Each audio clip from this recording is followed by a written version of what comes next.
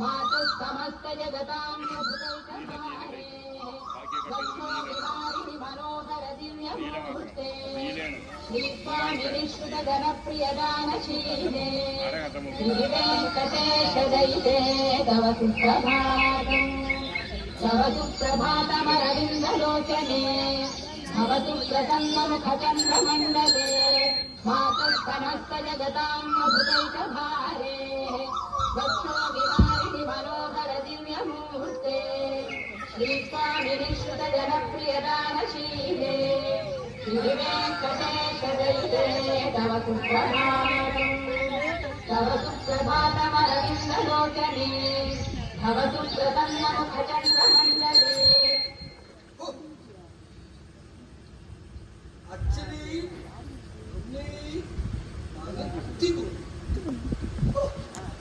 കാലത്തെടുത്ത ഈ പേപ്പർ എടുത്ത നെഗറ്റീവ് വാർത്തയല്ലാതെ ഒരു സാധനം എന്നാലൊട്ടോ ഇത് വായിച്ചിട്ടില്ലെങ്കിൽ ഒരു സമാധാനക്കേടാണ്. ശാരി ശാരി ചായയോ വരുന്നു ഗോപിയേട്ടാ.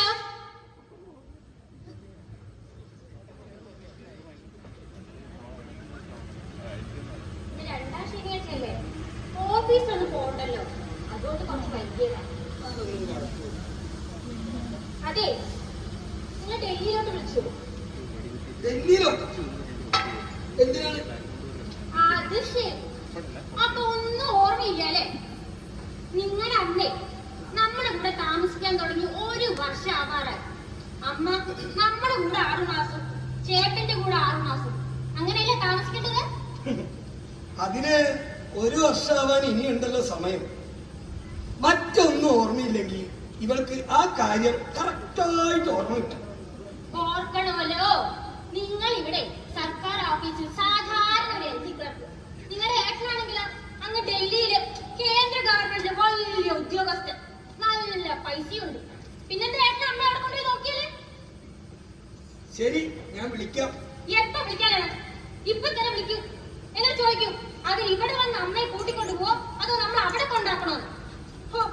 അവിടെ ഏത് നേരത്തും ബ്യൂട്ടി പാർലറിൽ പോയി ആണിഞ്ഞൊരുക്കി നടക്കാനും പാർട്ടിക്ക് പോകാനൊക്കെ നിങ്ങളുടെ ചേട്ടന്റെ ഭാര്യ.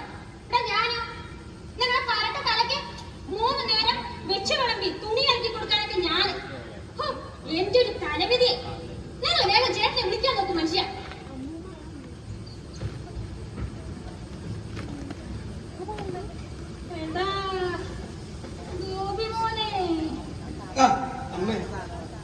എന്റെ ഭാര്യ പറഞ്ഞതോ കിട്ടും. എനിക്ക് വയസ്സാണ്. രാത്രി 6 മാസം ഇവിടെ, 6 മാസം അവിടെ. എന്നെ ഏതെങ്കിലും ഒരു സ്ഥലത്ത് നിർത്താമോ? ഇപ്പൊ നിങ്ങൾക്ക് നോക്കാൻ വയ്യെങ്കിൽ ഏതെങ്കിലും വൃദ്ധസദനത്തിൽ എന്നെ കൊണ്ടുപോകും.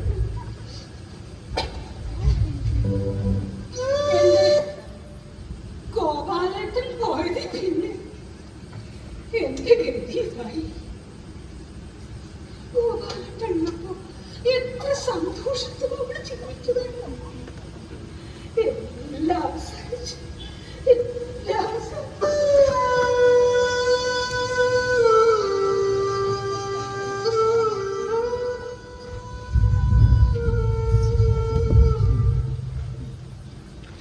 എന്തൊരു കഷ്ടമാണ്. അമ്മയുടെ സങ്കടം എന്നെ വല്ലാതെ വേദനിപ്പിക്കുന്നു. പക്ഷേ നിർവാഹമില്ലല്ലോ. എനിക്ക് എന്റെ അമ്മയെ കൂടെ നിർത്താൻ തന്നെയാണ് ഇഷ്ടം. പക്ഷേ എന്റെ ഭാര്യ സമ്മതിക്കില്ലല്ലോ.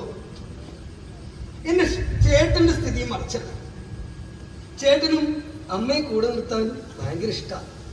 പക്ഷേ അവിടെ ഉണ്ടല്ലോ ഇതേപോലെ തരണം.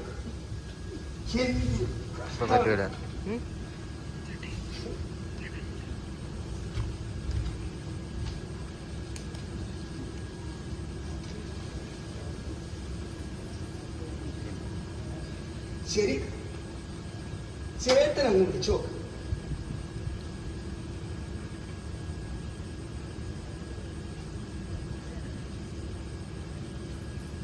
ഹലോ ഹലോ, ആ ചേട്ടാ, ഇത് ഞാനാ ഗോപിയാ. എന്താ ഗോപി ഇത്ര രാവിലെ തന്നെ? അമ്മയ്ക്ക് അസുഖമില്ലല്ലോ. അല്ല, അമ്മയ്ക്ക് അസുഖമൊന്നുമില്ല, ഞങ്ങൾക്ക് എല്ലാവർക്കും സുഖം തന്നെയാണ് ചേട്ടാ. പിന്നെ എന്താ കുട്ടാ വിളിച്ചേ? അല്ല ചേട്ടാ, ആ, അമ്മ ഇപ്പോ 1 വർഷമാവാറായില്ല എന്റെ ഒപ്പം താമസം തുടങ്ങിയിട്ട്. എനിക്കറിയാലോ. നമ്മൾ തമ്മിലുള്ള കരാർ പ്രകാരം ഇനിയുള്ള 6 മാസം അമ്മ ചേട്ടന്റെ പോലെ നിൽക്കേണ്ടത്. അപ്പോ ചേട്ടൻ ഇവിടെ വന്ന് അമ്മയെ കൊണ്ടുപോവോ അതോ ഞാൻ അവിടെ കൊണ്ടുവിടണോ? അയ്യോ എന്റെ ഗോപി, എനിക്കൊരു 6 മാസം ഡെപ്യൂട്ടേഷൻ ഇത്തവണ ജപ്പാനിലേക്കാണ്. നിന്റെ എഴുത്തുമ്പോ കൂടെ വരുന്നുണ്ടേ. നീ ഒരു കാര്യം ചെയ്യ്. ഒരു 6 മാസം കൂടി അമ്മയെ നിന്റെ കൂടെ നിർത്ത്. എന്നിട്ട് ഞാൻ ജപ്പാനിൽ നിന്ന് വന്ന അമ്മയെ കൊണ്ടുപോയിട്ട് 1 കൊല്ലം എന്റെ കൂടെ നിർത്തും. ഒന്ന് അഡ്ജസ്റ്റ് ചെയ്യണം കുട്ടാ. കഴിഞ്ഞ തവണയും ചേട്ടൻ ഇത് തന്നെയല്ലേ പറഞ്ഞത്? അതൊക്കെ ശരി, ഇപ്രാവശ്യം കൂടെ നീ ഒന്ന് അഡ്ജസ്റ്റ് ചെയ്യും പ്ലീസ്. ഹലോ ഹലോ ഹലോ കട്ടി, ഇത്തവണയും ചേട്ടന്റെ സ്ഥിതി ഇതൊക്കെ തന്നെയാണ്. ഇതിപ്പോ ഞാൻ എങ്ങനെ എന്റെ ഭാര്യയോട് പറയും? ഇത് പറഞ്ഞാലേ അവള് ഭദ്രകാളിയാവും. പിന്നെ അവളുടെ വായിലിരിക്കുന്നത് മുഴുവൻ ഞാൻ കേൾക്കേണ്ടി വരും. എന്തൊരു കഷ്ടമാണ്. വല്ലാത്ത അവസ്ഥ. നിങ്ങളെ പേക്കെ വിളിച്ച് ചോദിച്ചോ, അവർ ഇവിടെ വന്ന് അമ്മയെ കൂട്ടിക്കൊണ്ട് പോകുമോ അതോ നമ്മൾ അവിടെ കൊണ്ടാക്കണം? പറഞ്ഞു, പക്ഷേ എന്ത് പക്ഷേ? പറഞ്ഞോ ഇല്ലയോ? പറഞ്ഞു, പക്ഷേ എന്നിട്ട് എന്ത് പറഞ്ഞു? ചേട്ടൻ എന്താ പറഞ്ഞെന്ന് വെച്ചാ പറയും മനുഷ്യ. ചേട്ടൻ ഡെപ്യൂട്ടേഷനിൽ ജപ്പാനിലേക്ക് പോവുകയാണ്. ചേട്ടത്തി അമ്മയും കൂടെ പോകുന്നുണ്ട്. അതുകൊണ്ട് ഇനിയും ഞാൻ തന്നെ നിങ്ങളുടെ അമ്മയെ നോക്കണമല്ലേ? മനുഷ്യ, നിങ്ങൾ ഏട്ടനോട് വായി തുറന്ന് പറഞ്ഞൂടെ ഇനി അമ്മ ഇവിടെ നിർത്താൻ പറ്റില്ല എന്ന്? കഴിഞ്ഞ തവണ ഇതിനെ ഏട്ടൻ പറഞ്ഞ ഡൽഹിയിൽ എന്താ നിങ്ങളുടെ ഏട്ടൻ മാത്രമേ ഡെപ്യൂട്ടേഷനിൽ പോവാൻ? വേറെ ഓഫീസർമാർ ആരുമില്ലേ? ഇതൊക്കെ നിങ്ങളുടെ ഏട്ടത്തെ. നിങ്ങളൊരു മണ്ടൻ. ഇതും വിശ്വസിച്ച് ഇവിടെ അങ്ങനെ ഇരിക്കും. ദാദിച്ചു പൊളിച്ച് ജീവിക്കും. ഞാനോ നിങ്ങളുടെ തലയ്ക്ക് 3 നേരം വെച്ച് വിളമ്പി കഷ്ടപ്പെടാൻ ഞാന്. അതോ എന്ത് വെച്ച് വിളമ്പി കൊടുത്താലും നിങ്ങളുടെ തലയ്ക്ക് പിടിക്കില്ല. എന്തു വെച്ചാലും കുറ്റം മാത്രം ബാക്കി. എന്റെ ഒരു തലവിധിയെ ഏത് കെട്ട നേരത്താണോ ഈ മനുഷ്യനെ കെട്ടാൻ തോന്നുന്നത് എനിക്ക്. സത്യത്തിൽ ഇവരുടെ ഇടയിൽ കിടന്ന് കഷ്ടപ്പെടുന്നത് ഞാനാണ്. ഒരുമാതിരി ചെകുത്താന്റെയും കടലിന്റെയും ഇടയിൽ പെട്ടിട്ടുള്ള ഒരു അവസ്ഥയാണ്. എങ്ങനെയൊക്കെ ഇതിന് പരിഹാരം കഴിയും? അച്ഛൻ്റെ ഒരു സുഹൃത്തുണ്ട്, ഭാസ്കരേട്ടൻ. ഭാസ്കരേട്ടനെ ഒന്ന് വിളിക്കാം. അദ്ദേഹത്തിനോട് ഈ കാര്യങ്ങളൊക്കെ ഒന്ന് പറഞ്ഞു നോക്കാം. ചേട്ടനോടൊന്ന് സംസാരിച്ച് ഈ കാര്യത്തിനൊരു പരിഹാരം ഉണ്ടാക്കാൻ പറ്റുമോ എന്ന് ചോദിച്ചു നോക്കാം.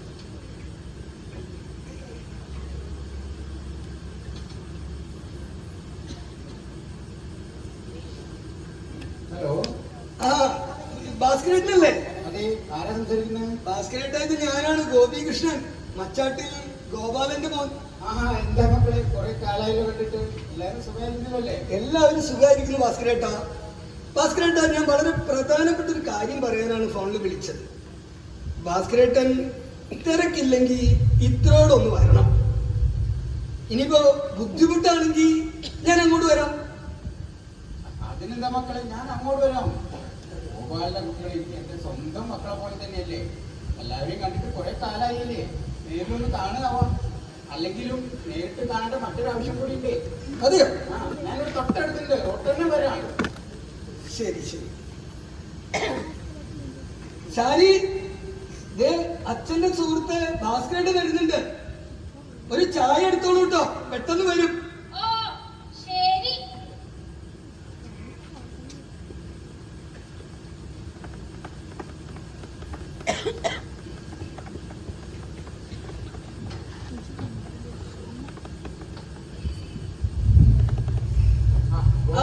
ഭാസ്കരേട്ടാ. കണ്ടിട്ട് അതെ ഭാസ്കരേട്ടാ, സുഖമല്ലേ ഭാസ്കരേട്ടാ? മക്കളൊക്കെ പോയിട്ടില്ലല്ലോ. എല്ലാവരും ശരി, ഇരിക്കും ഭാസ്കരേട്ടാ. ചായ ഭാസ്കരേട്ട വന്നിട്ടുണ്ട്, ചായ എടുത്തോളൂ. ഭാസ്കരേട്ടന് മധുരാവാലോ അല്ലേ? മധുരം കുറച്ച് മതിട്ടോ. എന്തൊക്കെയുണ്ട് വിശേഷം ഭാസ്കരേട്ടാ? അങ്ങനെ പോകുന്നു. ഗോപാലത്തിന് സത്യത്തിൽ എത്ര നല്ല മനുഷ്യനായിരുന്നു. ഒറ്റ സുഹൃത്ത് എന്ന് പറയാൻ ഞാൻ മാത്രമേ ഉണ്ടായിരുന്നുള്ളൂ. പക്ഷെ എന്ത് ചെയ്യാം, അകാലത്തിൽ നമ്മളൊക്കെ വിട്ടു പോയില്ലേ. പിന്നെ എന്റെ അമ്മ ഭാനുമതി ഇവിടെ ഇല്ലേ? എന്നിട്ട് കുറെ കാലായി. അമ്മ എന്റെ ഒപ്പം തന്നെയാ താമസിക്കുന്നത്. സത്യത്തില് അമ്മയുടെ കാര്യം പറയാനാണ് ഞാൻ ഭാസ്കരേട്ടനോട് വരാൻ പറഞ്ഞത്. അമ്മേ, ഭാസ്കരേട്ടൻ വന്നിട്ടുണ്ട്. ചായ സുഖമായിരിക്കുമല്ലോ അല്ലേ? എന്ത് പറയാനാ ഭാസ്കരേട്ടാ, ഇങ്ങനെയൊക്കെ അങ്ങോട്ട് പോണു. ആ ഭാനുമതി, എന്തൊക്കെയുണ്ട് വിശേഷം? സുഖം തന്നെയല്ലേ? എന്ത് സുഖം ഭാസ്കരേട്ടാ. ഞാനൊരു ഫുട്ബോൾ 6 മാസം പാലക്കാട് പോറ്റി, 6 മാസം ഡൽഹി പോറ്റി, ഗോപാലത്ത് പോയിട്ട് എന്റെ ജീവിതം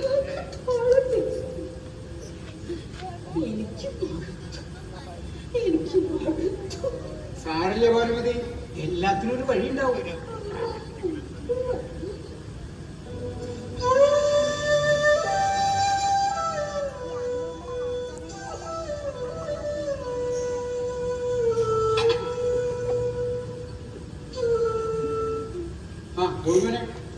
എന്നെ കാണണമെന്ന് പറഞ്ഞത് എന്തെങ്കിലും അത്യാവശ്യ കാര്യമായിരിക്കില്ല, അതുകൊണ്ടാണല്ലോ നേരിട്ട് വരാൻ പറഞ്ഞിട്ടുണ്ടാവുക.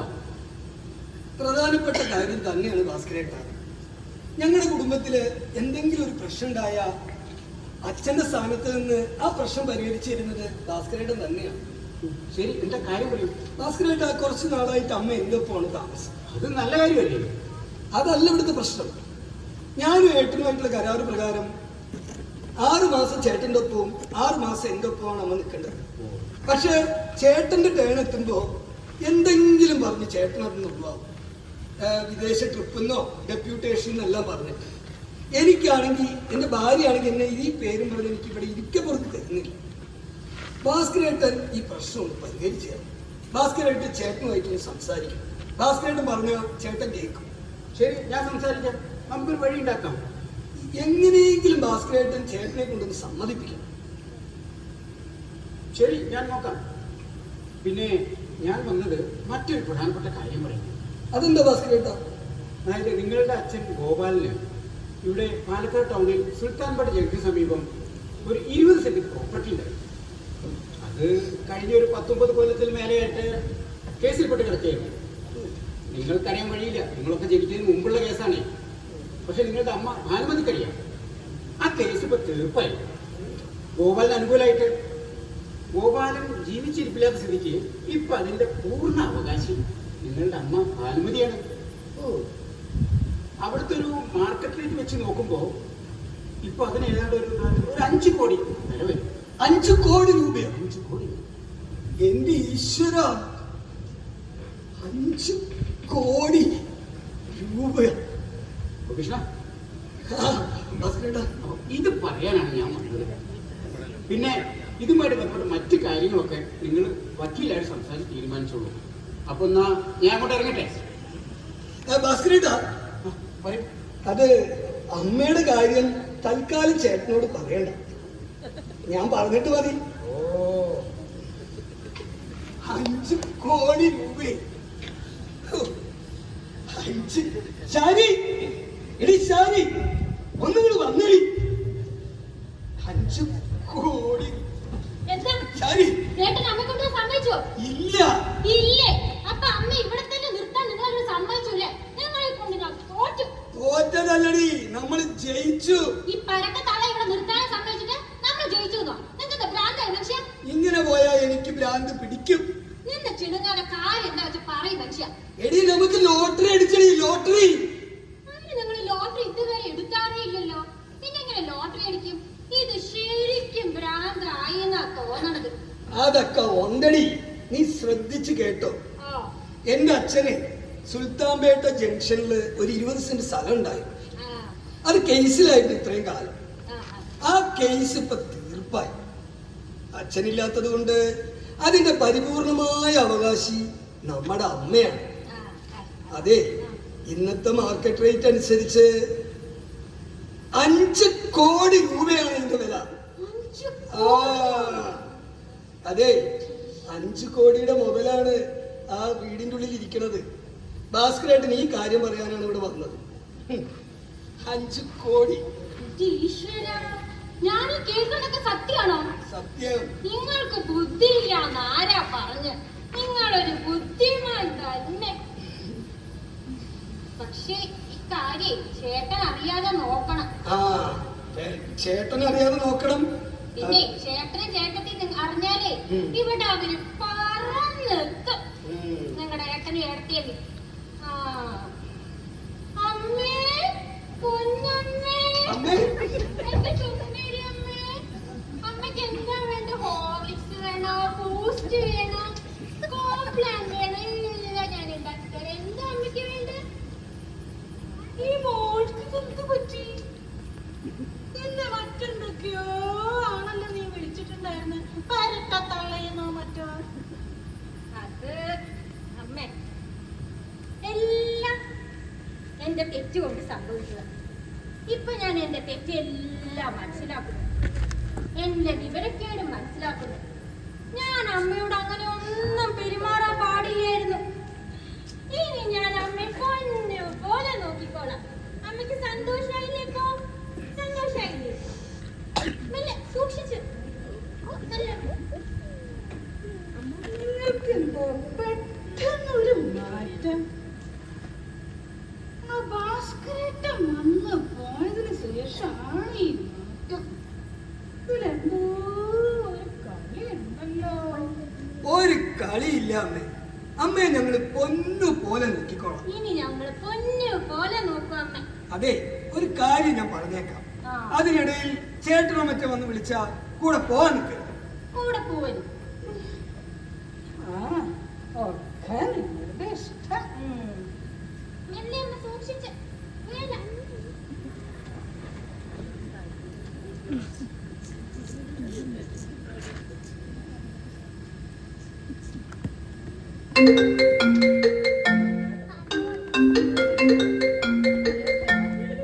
ചേട്ടനാണ്. നിങ്ങൾ എന്തായാലും എന്ത് മനുഷ്യാ? എന്താ പറയാന്ന് നോക്കാലോ. നിങ്ങൾ എന്തായാലും ഫോൺ എടുക്കും. ഹലോ. ഹലോ, ഏട്ടനാടാ. എന്താ? ഞാൻ കോയമ്പത്തൂർ ഇറങ്ങി. ഞങ്ങള് ഇപ്പൊ അങ്ങോട്ട് വന്നോണ്ടിരിക്കുക. ഉടനെ എത്തും. ഹലോ ഹലോ, ചേട്ടനും ചേട്ടത്തിയും കൂടി ഇങ്ങോട്ട് വന്നോണ്ടിരിക്കുകയാണ്.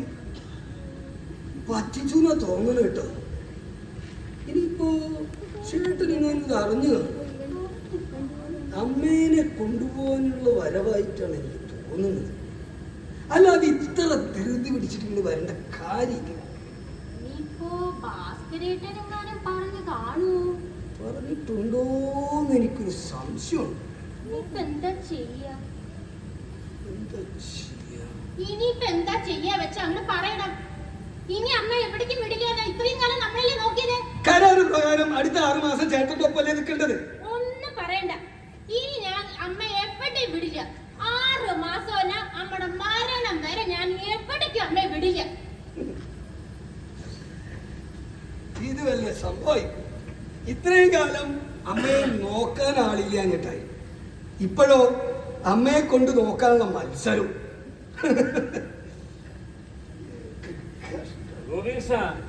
ചേട്ടാ, ചേട്ടാ. അല്ല, ഇരിക്കും. അമ്മേ, ശാരി, ചേട്ടനും ചേട്ടത്തിയും വന്നിട്ടുണ്ട് കേട്ടോ.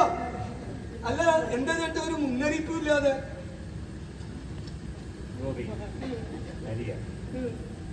നമ്മുടെ അമ്മയെ നോക്കണം. നമ്മൾ ഉത്തരവാദിത്വം. അമ്മ ഈ വയസ്സുകാലത്ത് അമ്മയ്ക്ക് നമ്മളെ ആരെ കൊടുത്താണ് കൂട്ടാണ്. ഞാനാണെങ്കിൽ അമ്മയുടെ മൂത്ത മോൻ. എന്റെ അധികാരം അവകാശമല്ലേ അമ്മയെ നോക്കുക എന്നുള്ളത്. എന്റെ ഉത്തരവാദിത്തല്ലേ. ഞാൻ ഡെപ്യൂട്ടേഷൻ അമ്മയെക്കാട്ട് വലുതല്ലോ ഡെപ്യൂട്ടേഷൻ. നീ കേട്ടിട്ടില്ലേ? ജനനീ ജന്മഭൂമിസ്ഥ സ്വർഗാദി ഗരീയസി എന്ന രാമായണ വാക്യം. അതായത് പെറ്റമ്മയും ജന്മഭൂമിയും സ്വർഗത്തേക്കാൾ മാത്രമാണ്. അതുകൊണ്ട് ഞാൻ ഈ ഡെപ്യൂട്ടേഷനോ ജപ്പാനിലേക്കോ ഒന്നും പോകുന്നില്ല. ഇന്ന് തന്നെ അമ്മയെ കൊണ്ട് ഞാൻ ഡൽഹിക്ക് പോവാ. അതിലേ അമ്മയോട് സമ്മതിക്കണ്ട. അമ്മയെ ഞാൻ സമ്മതിപ്പിച്ചോ? അമ്മ വിളിക്കണ. അമ്മേ, ചേട്ടനും ചേട്ടത്തിനെ വന്നിരിക്കണു.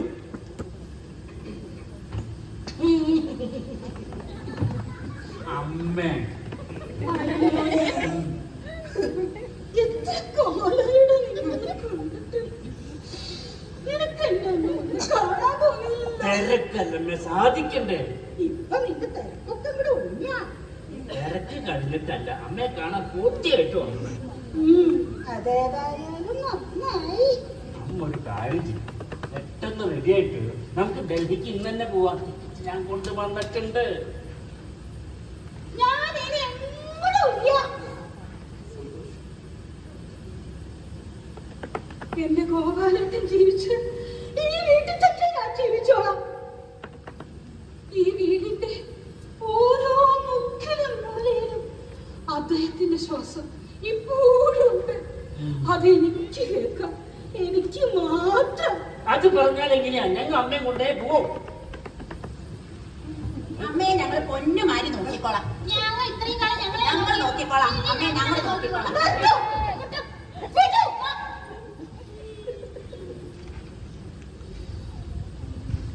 നിങ്ങളെല്ലാവരും എന്ത് കണ്ടിട്ടാണ് ഈ മത്സരിക്കുന്നതെന്ന് എനിക്ക് നന്നായിട്ട് അറിയാം. നിങ്ങൾ ഓരോരുത്തരോടും ഒരു കാര്യം ഞാൻ പറയാം. അതിന് വാങ്ങി വെച്ച വെള്ളം അങ്ങ് വാങ്ങി വെച്ചേ.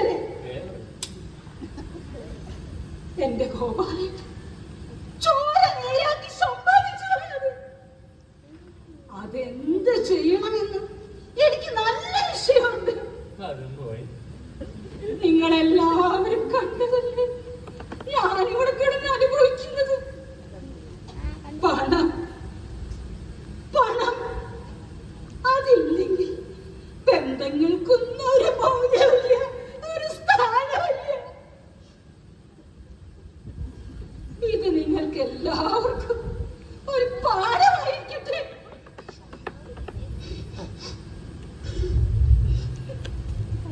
മാലോകരെ, ഈ കഥ ഇവിടെ അവസാനിച്ച് നിങ്ങൾ കരുതിയോ?